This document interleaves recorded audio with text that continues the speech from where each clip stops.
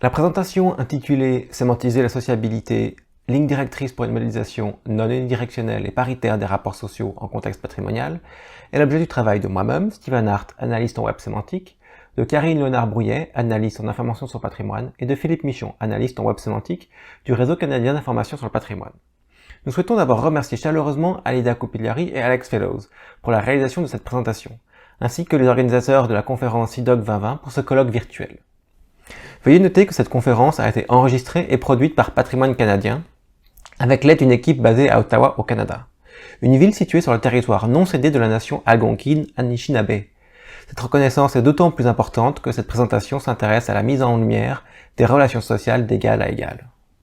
Cette présentation s'articulera autour de trois grands axes: le contexte socio-documentaire des relations sociales, l'analyse des différentes approches entreprises par certains projets patrimoniaux, et enfin notre proposition et réflexion sur le sujet.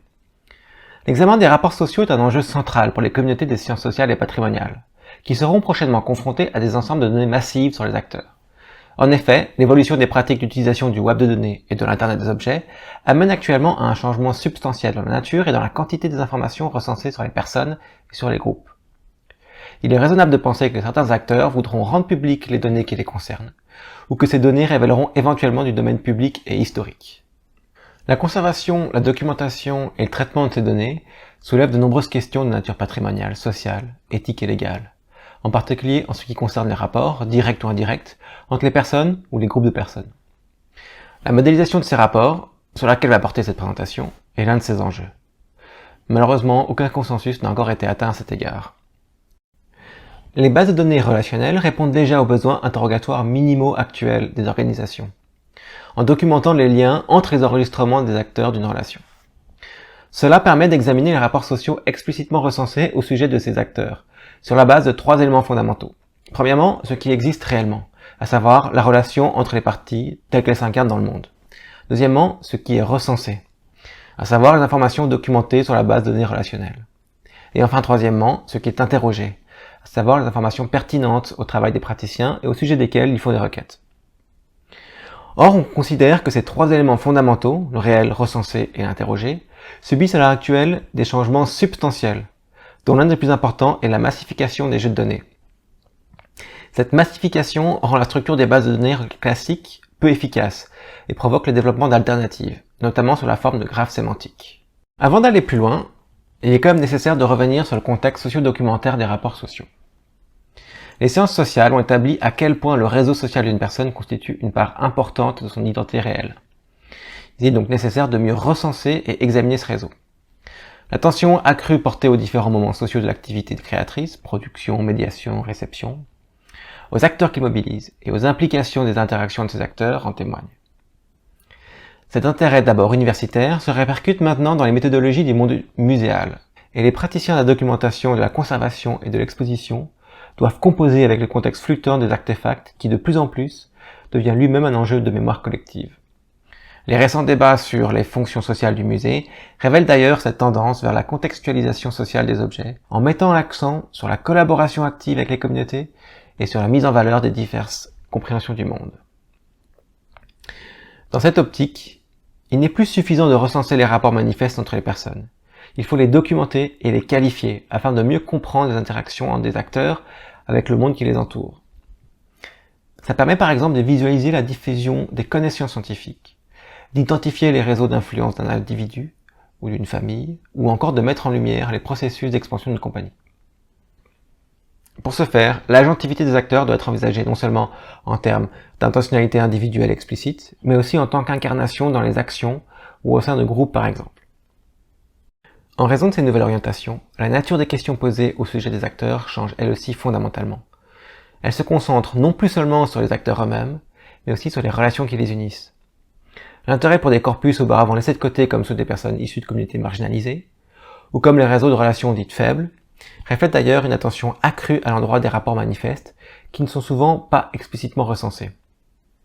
C'est pourtant nécessaire de les mettre au jour et de les formaliser, afin de les cataloguer et de les comprendre adéquatement, précisément parce que le contexte dans lequel évolue un individu ou un groupe est un élément documentaire de plus en plus important. Plusieurs approches sont possibles lorsque vient le temps de modéliser les relations entre acteurs, et les principes méthodologiques qui prévalent lors du développement varient en conséquence. Une revue des divers projets se penchant sur la documentation de rapports sociaux en donne un bon aperçu. C'est sur quoi nous nous pencherons ici. En contexte d'agrégation patrimoniale particulièrement, 3 principes méthodologiques semblent fondamentaux pour une implémentation efficace de modèles sémantiques. Et ça en plus des meilleures pratiques habituelles comme la définition claire de concept, la cohérence conceptuelle ou l'extensibilité du modèle. Premièrement, il faut restreindre les ressources technologiques et humaines nécessaires à l'implémentation afin d'assurer son efficacité et son maintien. Le modèle doit donc être circonscrit aux besoins de domaines d'expertise représentés et avoir peu de patrons conceptuels répondant à des impératifs technologiques plutôt qu'informationnels. Par patron conceptuel, nous comprenons ici une partie de l'ontologie ou du modèle servant à implémenter une thématique spécifique, ce qu'on appelle généralement un pattern. Cette restriction des ressources technologiques correspond à ce que Thomas et Gruber appellent la limitation du biais d'encodage, et qui repose aussi sur l'absence de classes et de propriétés superflues ou indûment contraignantes, afin que les classes offertes puissent être aisément spécialisées par les tierces parties, ce que Gruber nomme l'engagement ontologique. Cette rationalisation des patrons ontologiques assure une modélisation pointue, qui répond aux besoins circonscrits des domaines de connaissances particuliers, tout en étant interopérable et implémentable.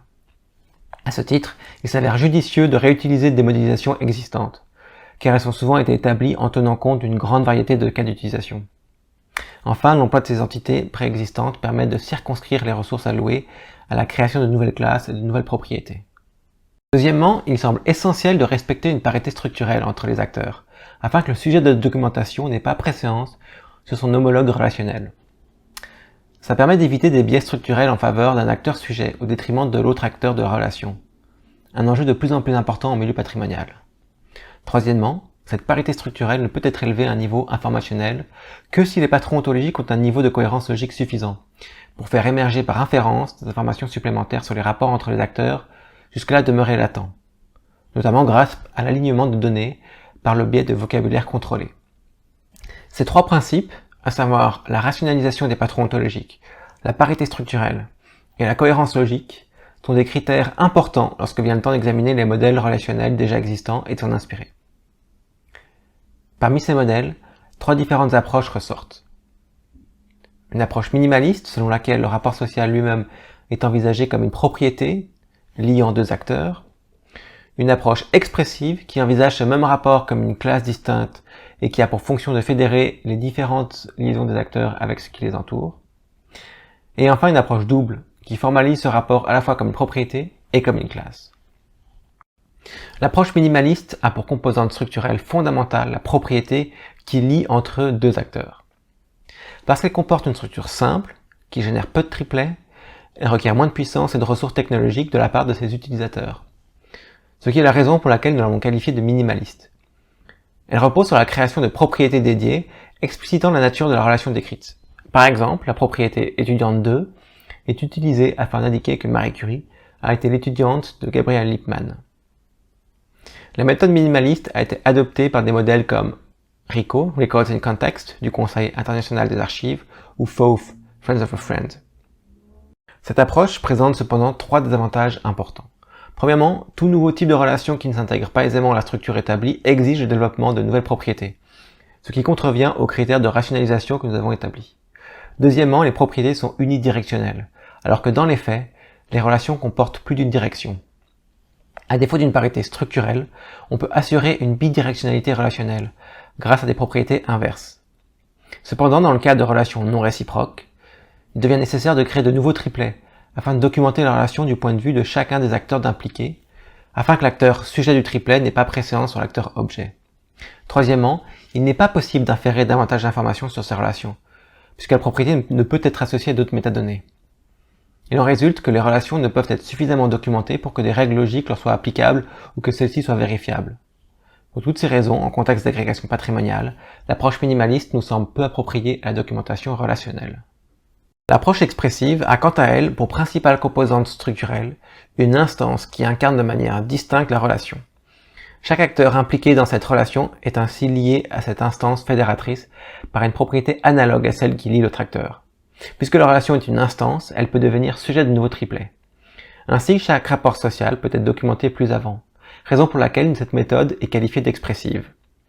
Par exemple, la propriété étudiante 2 utilisée en contexte minimaliste pour lier Marie Curie et Gabriel Lippmann est dans l'approche expressive une classe documentable, étudiante 2, à laquelle sont liées deux propriétés analogues, A pour sujet et A pour objet. La méthode expressive permet une meilleure documentation du rapport lui-même, par le biais de données contextuelles qui peuvent lui être associées et qui précisent la relation, comme des dates la situant temporellement ou des types définissant sa nature. C'est une approche adoptée par des modèles tels que CRM-SOC, le Reference Data Model de Swiss Art Research Infrastructure, ou encore le modèle en cours de développement de LinkedIn. De plus, l'emploi d'une instance pour représenter la relation permet l'utilisation de vocabulaire contrôlé associé à des classes, afin de catégoriser la relation par type, plutôt que de se reposer sur des propriétés. Un tel usage de type permet de simplifier le processus de raisonnement en catégorisant les données, et c'est sur ces vocabulaires que repose l'alignement des données entre elles. Les propriétés liant les acteurs à cette instance relationnelle impliquent encore, une fois de manière inhérente, l'unidirectionnalité des relations. Ainsi, l'acteur-sujet a toujours préséance documentaire sur son homologue objet. Il est néanmoins possible d'y remédier par la création de propriétés inverses, qui cette fois peuvent être validées par des règles de logique, même si le problème de la relation non réciproque demeure. Il est en effet nécessaire de créer de nouveaux triplets afin de documenter la relation du point de vue de chacun des acteurs impliqués, comme pour l'approche minimaliste. Par exemple, la relation entre Marie Curie et Gabriel Lippmann peut être modélisée à l'aide d'une classe expressive relation, mais les propriétés s'articulant demeurent non paritaires, A pour sujet et A pour objet. Cette difficulté explique l'intérêt récent des groupes de travail de documenter plus précisément les diverses facettes de la vie sociale des acteurs, en précisant les rôles à l'aide de types. Ils adoptent ainsi une approche expressive qui permet davantage de précision et que nous avons qualifié de relais. C'est le cas de BioCRM, qui utilise une classe pour spécifier le rôle des acteurs documentés au sein de l'instance relationnelle. Cette approche, paritaire et bidirectionnelle, permet de documenter des rapports non réciproques entre les acteurs. Cependant, sans en faire une revue détaillée, il est important de noter que l'ontologie BioCRM pose certains problèmes d'alignement qui préviennent son implémentation efficace en milieu patrimonial. L'ontologie FPO, pour Factoid Prosopography Ontology, propose aussi de spécifier la nature des relations entre acteurs par le biais de rôles. Cependant, FPO a pour principal objectif de rendre compte des assertions historiques, plutôt que la réalité qu'elle détaille. Il est donc difficile de l'implémenter dans le contexte culturel, non seulement car elle ne couvre qu'un domaine restreint, la prosopographie, mais aussi parce qu'elle ne mobilise pas SIDOC-CRM, qui demeure la principale ontologie patrimoniale. L'approche expressive relais permet donc de décrire les relations de manière paritaire, grâce à des données contextuelles. Par exemple, la relation entre Marie Curie à titre d'étudiante et Gabriel Lippmann à titre de superviseur de thèse peut être modélisée par une classe relationnelle, et les fonctions endossées par Marie Curie et Gabriel Lippmann sont catégorisées sous forme de rôles. L'approche expressive, qu'elle soit relais ou non, comporte deux désavantages notables. Premièrement, la multiplication des triplets nécessaires à la représentation d'un unique rapport social pose des défis d'implémentation en raison de ressources technologiques qu'elles exigent. Les requêtes complexes, grâce à une structure expressive, donneront des résultats précis, mais les requêtes génériques seront complexifiées par la nécessité de fédérer sous un résultat commun un ensemble de requêtes pointues. Deuxièmement, ces résultats détaillés accentuent le risque d'erreur potentielle introduite par une logique automatisée qui laisse peu de place à la nuance. Le choix de telles méthodologies implique donc le développement de protocoles et de validation, et de l'expertise qu'elles exigent. Les méthodologies expressives, malgré une rationalisation des patrons conceptuels, impliquent donc un défi double. D'une part, le besoin d'une infrastructure technologique suffisamment puissante et résiliente pour permettre une implémentation efficace, et d'autre part, le développement de l'expertise nécessaire à cette utilisation. Une troisième approche, que nous avons appelée double, est la rencontre des approches minimalistes et expressives. Cette approche propose de formaliser chaque rapport à la fois comme une propriété et comme une classe. C'est le choix qu'a fait Agrelon pour Agent Relationship Ontology, qui utilise une classe afin de représenter par une instance la relation entre deux acteurs, mais aussi des propriétés directes entre les acteurs afin d'impartir une directionnalité à ce rapport, sans pour autant indiquer de rôle. Le principal avantage de cette approche est de laisser beaucoup de latitude à l'utilisateur, qui peut implémenter une approche par propriété ou par classe, voire même une combinaison des deux, selon ses besoins. Cependant, cela a pour inconvénient d'imposer la création de nouvelles classes et de nouvelles propriétés lors de l'introduction de nouvelles catégories de relations. Cela induit les désavantages de l'approche expressive sans la simplicité et la légèreté de l'approche minimaliste, en plus d'imposer l'unidirectionnalité structurelle qu'impose cette dernière. De plus, cette attitude dans la manière d'implémenter le contenu peut limiter considérablement la compréhension que peut avoir l'utilisateur des données disponibles, s'il ne connaît pas les règles de saisie du catalogueur. Cela pose le risque d'une analyse de corpus qui ne pourrait ne pas prendre en compte l'entièreté des données disponibles. Nous pouvons maintenant présenter notre proposition. Les méthodologies expressives relais sont celles qui nous semblent le plus en adéquation avec les critères de rationalisation des patrons ontologiques, de parité structurelle et de cohérence logique que nous avons énoncés précédemment. Il est essentiel de les mobiliser dans une perspective patrimoniale, afin de répondre aux besoins spécifiques du milieu culturel, en les déployant au sein de SIDOC-CRM. Dans ce cadre, la parité structurelle des patrons ontologiques est la pierre d'acier d'une documentation des rapports sociaux.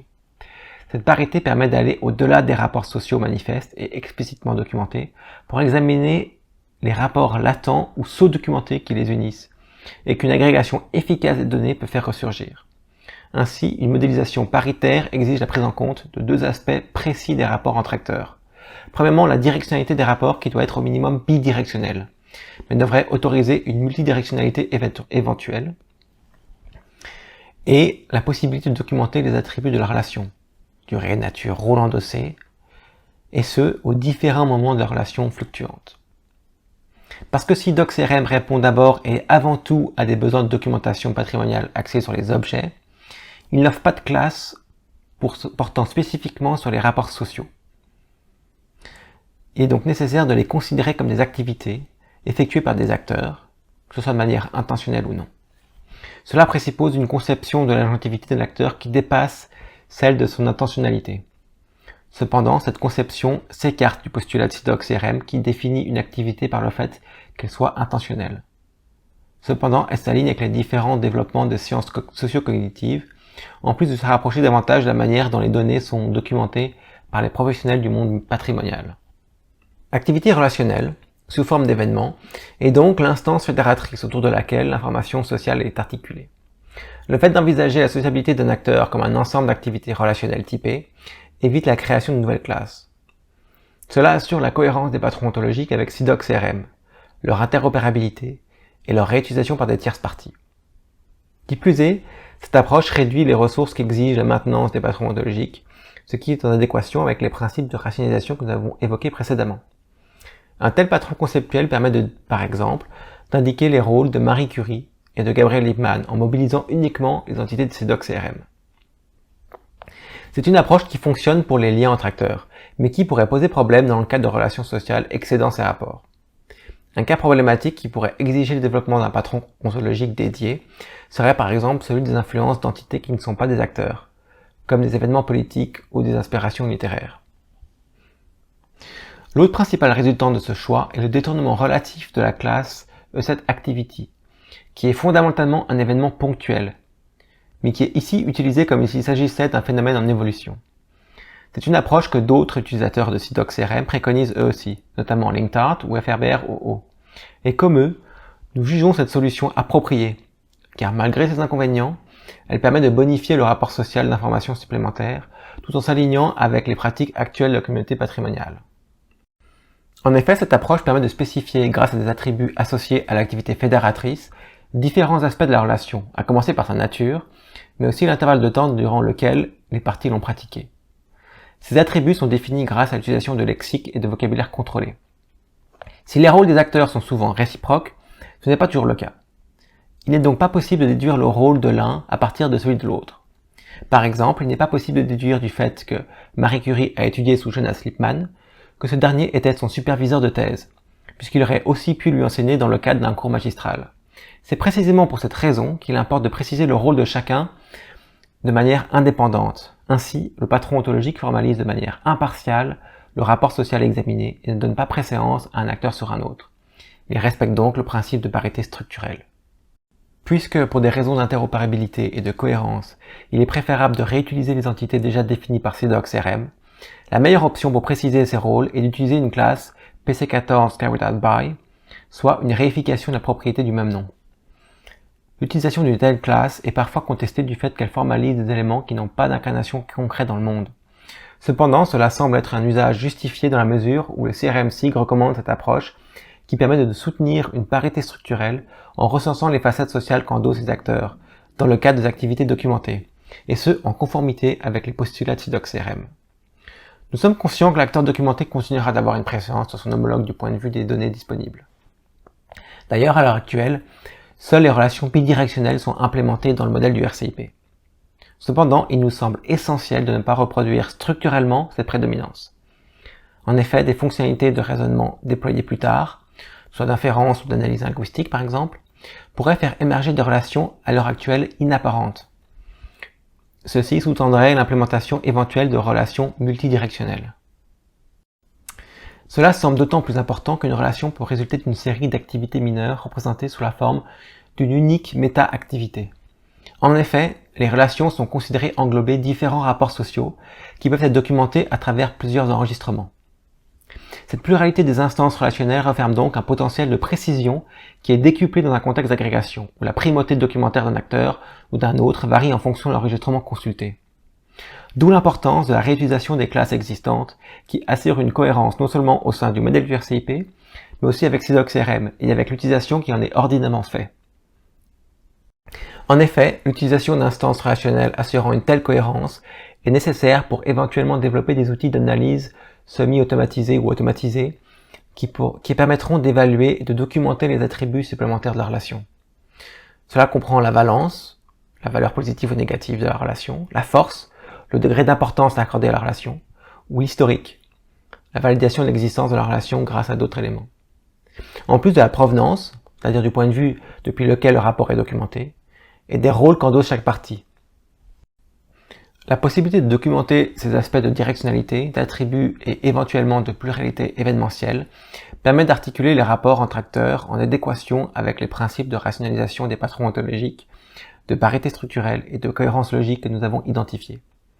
Elle permet aussi de maximiser l'expressivité et l'interopérabilité des modèles. Cette approche semble être la plus à même de répondre aux besoins patrimoniaux en conformité avec SIDOC-CRM. Il serait néanmoins idéal d'envisager la relation comme des événements, c'est-à-dire la classe E5 Event, plutôt que comme des activités, car cela permettrait de désigner les acteurs comme des participants à l'événement relationnel, ce qui permettrait en retour de documenter les rapports sociaux non intentionnels. La raison pour laquelle cette approche n'a pas été priorisée par le RCP est qu'elle exigerait la création d'une nouvelle classe, PC11 Hard Participant, et d'une nouvelle propriété, PC11.1 in the role of, pour indiquer le rôle de chaque participant. En somme, bien que l'analyse des rapports sociaux s'avère une composante essentielle de la recherche en sciences historiques, la majorité des institutions patrimoniales ne documentent pas l'information qui s'y rapporte dans des champs structurés de leur base de données. Lorsqu'elles le font, il s'agit souvent de simples recensements des rapports existants, sans documentation ou qualification supplémentaire, de sorte que leur sémantisation demeure minimale. La modélisation ontologique de ces rapports sociaux et leur sémantisation permet non seulement de faciliter la recherche au sein des corpus, mais aussi d'identifier clairement les informations latentes dans des ensembles de données existantes. Différents modèles conceptualisent les rapports sociaux selon les besoins respectifs des domaines dont ils émergent. À l'heure actuelle, il ne semble pas y avoir de modèle ontologique en mesure de représenter efficacement les rapports sociaux de manière paritaire, et ce malgré que ce soit un élément essentiel à la documentation équitable et exacte des rapports entre acteurs en contexte patrimonial. D'une part, il est nécessaire d'assurer une parité structurelle, afin de répondre aux besoins de représentation des diverses communautés documentées par les institutions muséales.